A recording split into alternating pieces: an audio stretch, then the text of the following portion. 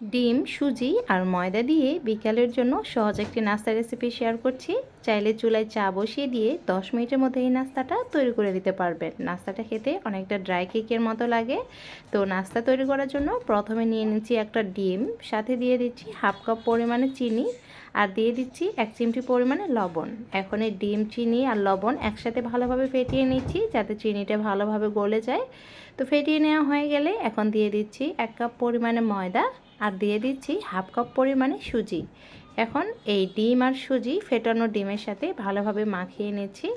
অনেকটা ডোয়ের মতো তৈরি হয়ে যাবে। তো দেখতে পাচ্ছেন আমার মাখিয়ে নেওয়া হয়ে গেছে। এখন হাতটাকে ক্লিন করে হাতে কিছুটা তেল লাগিয়ে অল্প অল্প করে ডো নিয়ে কিছুটা লম্বা করে নাস্তাগুলো শেপ দিয়ে নিচ্ছি।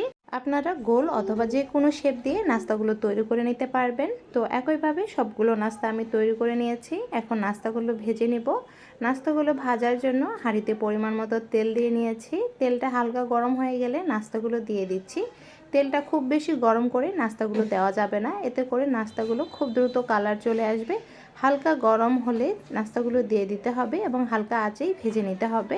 মোটামুটি 2-3 মিনিট নাস্তাগুলো ভাজা হয়ে গেলে, অর্থাৎ নাস্তাগুলো কিছুটা শক্ত হলে আলতো হাতে নাস্তাগুলো নেড়ে দিতে হবে এবং উল্টিয়ে পাল্টিয়ে সব দিকে সমান কালার করে নাস্তাগুলো ভেজে নিতে হবে।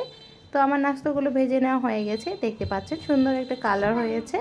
তো সবগুলো নাস্তা আমি ভেজে নিয়েছি। দেখুন নাস্তাগুলো কেমন হয়েছে। আমি একটা নাস্তা আপনাদেরকে ভেঙে দেখাচ্ছি, তাহলে আপনারা বুঝতে পারবেন নাস্তাটার ভেতরটা কেমন হয়েছে।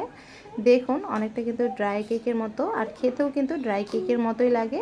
তো এই ছিল আজকের রেসিপি। আশা করছি রেসিপিটি ভালো লেগেছে। রেসিপিটি ভালো লাগলে একটি লাইক দিয়ে দিবেন, আর এরকমই সহজ সহজ ভিডিও পেতে চ্যানেলটিকে সাবস্ক্রাইব করে রাখবেন। আর ফেসবুক পেজ থেকে দেখে থাকলে পেজটি ফলো দিয়ে রাখবেন। সবাই ভালো থাকবেন, সুস্থ থাকবেন। আল্লাহ হাফেজ।